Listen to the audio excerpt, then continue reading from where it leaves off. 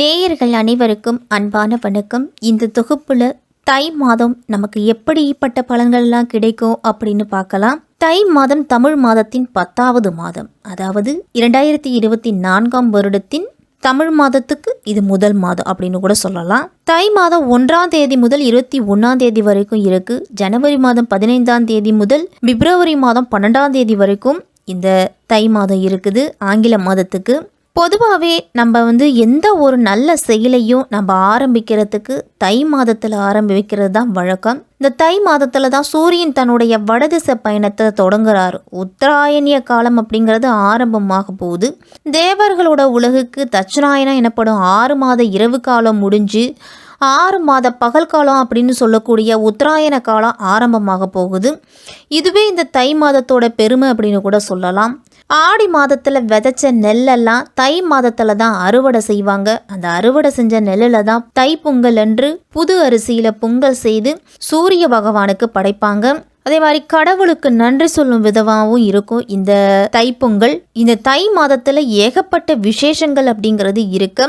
தைப்பொங்கல், மாட்டுப்பொங்கல், காணும் பொங்கல், பூசம் வருது, தை அமாவாசை ரொம்ப மிக மிக விசேஷம் அப்படின்னு கூட சொல்லலாம். மக்கள் நல்ல விளைச்சலுக்கு உதவிய சூரிய கடவுளுக்கு நன்றி செலுத்தும் விதமாக தான் தை மாதத்தின் முதல் நாளை தைப்பொங்கலாக நம்ம கொண்டாடுறோம். இந்த தை மாதத்தை மகர மாதம்னு கூட அழைப்பாங்க. ஏன்னா மகர ராசிக்குள்ள சூரியன் நுழைவது தான் அதற்கு காரணம். இப்படிப்பட்ட இந்த தை மாதத்துல கிரகங்களோட நிலைகள்லாம் எப்படி இருக்கு அப்படின்னு பார்த்தோம்னா, சூரியன் மகர ராசியில சஞ்சரிக்கிறாரு, செவ்வாய் தனுசு ராசியில இருக்கிறாரு, மாதத்தின் பிற்பகுதியில மகர ராசிக்கு போறாரு, புதன் தனுசு ராசியில இருக்கிறாரு, அதன் பிறகு மகர ராசிக்கு போறாரு, சுக்கிரன் விருச்சிகத்துல இருக்கிறாரு தை மாதம் 5ஆம் தேதி வரைக்கும், அதன் பிறகு தனுசு ராசிக்கு போறாரு. குரு மேஷ ராசியிலையும், சனி கும்ப ராசியிலையும், ராகு மீன ராசியிலையும், கேது கன்னி ராசியிலையும் இருக்கிறாங்க. இப்படிப்பட்ட சஞ்சாரத்துல தான் இந்த தை மாதம் பிறக்குது. இப்படிப்பட்ட நிலையில இந்த 12 ராசிக்காரர்களுக்கும் எப்படிப்பட்ட பலன்கள்லாம் கிடைக்கும் அப்படின்னு நம்ம விரிவாவே பார்க்கலாம். தன்னை சார்ந்தவர்களும் முன்னேற வேண்டும் அப்படின்னு நினைக்கக்கூடியவர்கள் தான் இந்த மேஷ ராசிக்காரர்கள். செவ்வாய் பகவானை ராசி அதிபதியாக கொண்டவங்களுக்கு இந்த தை மாதத்தோட கிரக நிலைகளை பார்த்தோம் அப்படின்னா, உங்கள் ராசிக்கு 10ஆம் வீட்டில் சூரியனோட பயணம் இருக்குது. அதனால் உங்களுக்கு வேலை வாய்ப்பு அப்படிங்கிறது உங்களை தேடி வரும். வேலையில் இருந்துட்டு வந்த பிரச்சனைகள் எல்லாமே படிப்படியாக குறைஞ்சு உங்களுக்கு கிடைக்க வேண்டிய அங்கீகாரமும் பதவி உயர்வு, ப்ரொமோஷன் இதெல்லாமே உண்டு. இந்த மாதத்தில் உங்களுடைய வருமானத்தை அதிகரிக்கிறதுக்கு என்னென்ன வழிகளில் நீங்கள் முயற்சி செய்யணுமோ அத்தனை வழிகளிலும் நீங்கள் முயற்சி செஞ்சீங்க அப்படின்னா இந்த மாதத்தில் நல்ல முன்னேற்றம் இருக்கும். வருமானம் அதிகரிக்கும். உங்களுடைய கடன் பிரச்சனைகளுக்கு தீர்வு அப்படிங்கிறது கிடைக்கும். அதே மாதிரி பழைய கடன்களை அடைக்கிறதுக்கும் நீங்கள் கொடுத்திருந்த பணம் கைக்கு திரும்ப சேர்றதுக்கும் மஞ்சள் நிற இனிப்பு பண்டத்தை தயார் செய்து மாலை நேரத்தில் பசுவுக்கு நீங்கள் கொடுத்துட்டு வந்தீங்க அப்படின்னா உங்களுடைய கடன் பிரச்சனைகளுக்கு தீர்வு, நிரந்தர தீர்வு அப்படிங்கிறது கிடைக்கும். மேசராசிக்கு 5ஆம் வீட்டின் அதிபதியான சூரிய பகவான் 10ஆம் வீடான கர்மஸ்தானத்தில் சஞ்சாரம் செய்கிறாரு. அதனால் இந்த தை மாதத்தில் உங்களுடைய ராசிநாதன் செவ்வாய் பாக்கியஸ்தானத்தில், அதுவும் குரு பகவானோட வீட்டில் சஞ்சாரம் செய்கிறாரு. குருவோட பார்வை செவ்வாயின் மீது பதிகிறதால சுபகாரியங்கள் தள்ளி போய்கிட்டே வருது அப்படின்னு மன சஞ்சலத்தை அடைஞ்சிருப்பீங்க.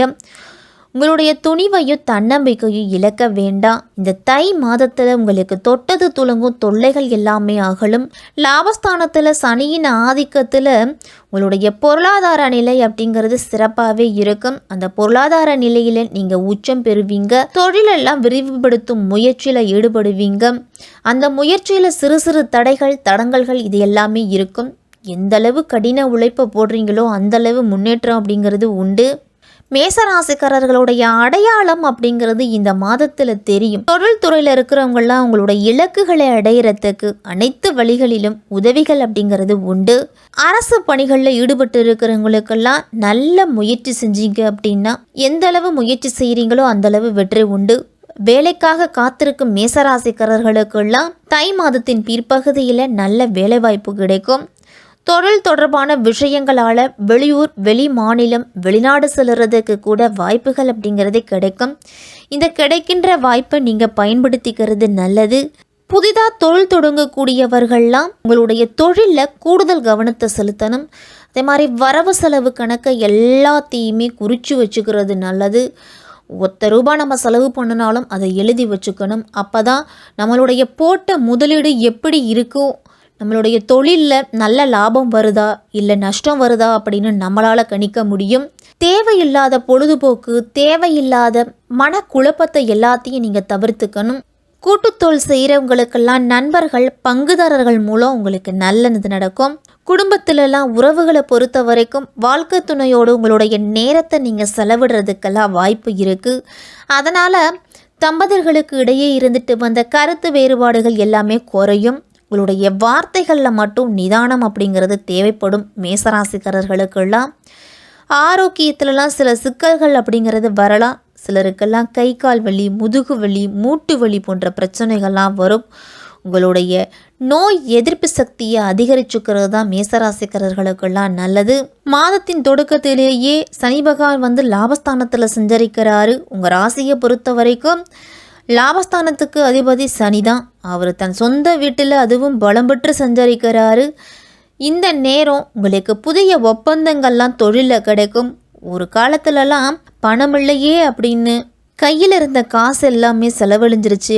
வரக்கூடிய பிரச்சனைகளை நம்ம எப்படி சமாளிப்பது அப்படின்னு திணறிக்கிட்டு இருந்திருப்பீங்க. மேசராசிக்காரர்கள் எல்லாரும் இனிமேல் உங்களுக்கு அந்த கவலை அப்படிங்கிறது நீங்காது. உங்களுடைய பணத்தை கையில் வச்சுக்கிட்டு என்ன செய்யலாம் அப்படிங்கிற யோசனை மட்டும்தான் இருக்கும். புதிய தொழில் தொடங்கலாமா, சொத்துக்கள் வாங்கலாமா, இடம் வாங்கலாமா, பொன் பொருள் வாங்கலாமா அப்படிங்கிற சிந்தனை அப்படிங்கிறது இருந்துக்கிட்டே இருக்கும். சனியின் பார்வை உங்கள் ராசியில் பதிகிறதால ஆரோக்கியத்தில் மட்டும் சற்று கூடுதல் கவனத்தோடு இருக்கணும். சனிக்கிழமை தோறும் சனி பகவானுக்கு சனி கவசம் பாடி சனி பகவானை வழிபட்டுட்டு வாங்க. மேச ராசியில் குரு பகவான் சஞ்சரிக்கிறாரு. குரு பகவான் வக்ர நிவர்த்தியாகி சஞ்சரிக்கிறதால மேசராசிக்காரர்களுக்கெல்லாம் நல்ல வளர்ச்சி இருக்கும். உங்களுக்கு வாய்ப்புகள் எல்லாமே கிடைக்கும். இந்த மாதத்தில் உங்கள் ராசிக்கு 9க்கும் 12க்கும் அதிபதியானவர் குரு. அவர் தந்தை வழி உறவில் இருந்துட்டு வந்த பிரச்சனைகள் எல்லாத்தையுமே குறைப்பார். அதே மாதிரி பூர்வீக சொத்துல இருந்துட்டு வந்த பிரச்சனைகள், அண்ணன் தம்பியோடு இருந்துட்டு வந்த பிரச்சனைகள் எல்லாமே குறையும். உற்றார் உறவினர்களோடலாம் ஒரு சில கருத்து வேறுபாடு வரலாம். அதே மாதிரி மாமன் மைத்துனர் வழியிலெல்லாம் ஒரு சில பிரச்சனைகள் வரலாம்.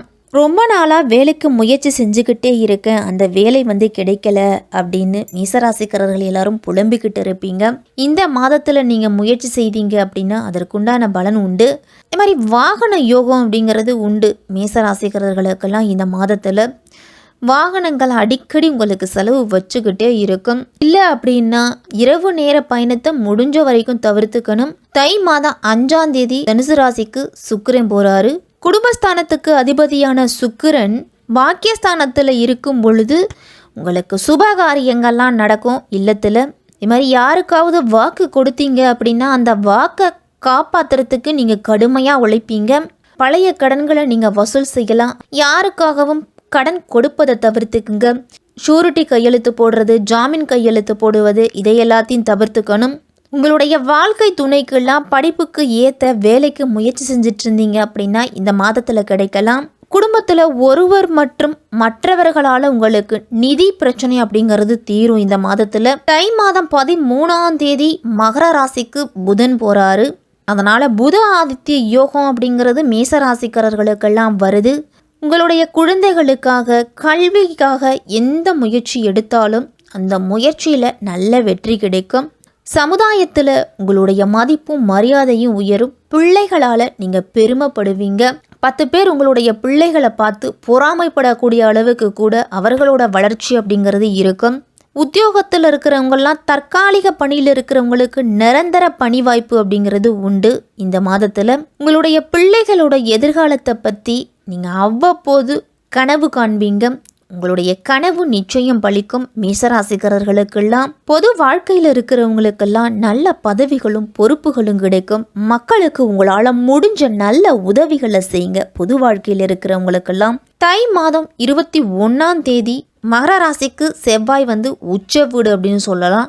உங்கள் ராசிநாதன் செவ்வாய் உச்சம் பெறும்போது உங்களுடைய உடல் ஆரோக்கியத்தில் இருந்துட்டு வந்த பிரச்சனை எல்லாமே சீராகும். மனதில் அமைதி அப்படிங்கிறது கிடைக்கும். மேசராசிக்காரர்களுக்கெல்லாம் எந்த செயல் செய்தாலும் அதை திட்டமிட்டு செய்வீங்க. இந்த மாதத்தின் பிற்பகுதியில் திட்டமிட்டு செய்யக்கூடிய காரியங்கள் அனைத்துமே வெற்றியில தான் முடியும். மேசராசிக்காரர்களுக்கு சொத்துக்கள் வாங்குவதில் இருந்துட்டு வந்த தடைகள் எல்லாமே விலகும் இந்த மாதத்தில்.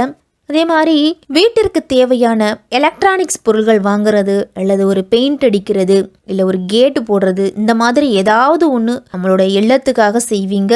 உங்களுடைய மகளுக்கு சிறுவரிசை பொருட்கள் வாங்குவது, பொன் பொருள் சேர்க்கை, இதை எல்லாத்துலேயுமே நீங்கள் கூடுதல் கவனம் செலுத்துவீங்க இந்த மாதத்தில். மேசராசிக்காரர்களுக்கெல்லாம் நாட்பட்ட நோய் அப்படிங்கிறது அகலும். குடும்பத்தில் மகிழ்ச்சி அப்படிங்கிறது இருக்கும். உங்கள் ராசிக்கு 5ஆம் அதிபதியான சூரியன் 10ஆம் இடத்துல சஞ்சரிக்கிறாரு. அதனால் படித்து முடிச்சுட்டு வேலை தேடிக்கிட்டு இருக்கிறவங்களுக்கு நல்ல வேலை உண்டு. செவ்வாய் 10ஆம் வீட்டில் இருக்கிறதால வீடு, நிலம் அப்படிங்கிற அசையா சொத்துக்கள் வழியில் பொருளாதாரத்தை நீங்கள் போடுவீங்க. புதன் உங்கள் ராசிக்கு 9ஆம் இடத்துல இருக்கிறதால வெளிநாடு செல்லக்கூடிய யோகம் இருக்குது. மாதத்தின் பிற்பகுதியில் சூரியனும் செவ்வாயோடு சேர்ந்து புதனும் வருவதால் படிப்புக்கு தக்கவாறு வேலை அப்படிங்கிறது கிடைக்கும். கலைத்துறையில் இருக்கிறவங்களுக்கு புதிய ஒப்பந்தங்கள்லாம் உண்டு. இந்த மாதத்தில் மாணவர்கள்லாம் கல்வியில் சாதனை படைக்கக்கூடிய நேரம். அதனால் இந்த நேரத்தில் கூடுதல் கவனம் செலுத்தி படிக்கணும். நேர்முகத் தேர்வு, போட்டித் தேர்வுலாம் நெருங்கிக்கிட்டு இருக்குது. மேசராசி மாணவர்கள்லாம் கூடுதல் கவனத்தை செலுத்தி படிக்கிறது நல்லது. பெண்களுக்கெல்லாம் குடும்பத்தில் மகிழ்ச்சி அப்படிங்கிறது அதிகரிக்கும். சுபகாரிய பேச்சுக்கள்லாம் இந்த மாதத்தில் முடிவாகும். மேசராசிக்காரர்கள் அனைவருமே இந்த தை மாதத்தில் தை பிறந்தால் வழி பிறக்கும் அப்படின்னு சொல்லுவாங்க. உங்களுடைய முயற்சிகள் அனைத்துக்குமே நல்ல பலன் அப்படிங்கிறது கிடைக்கும்.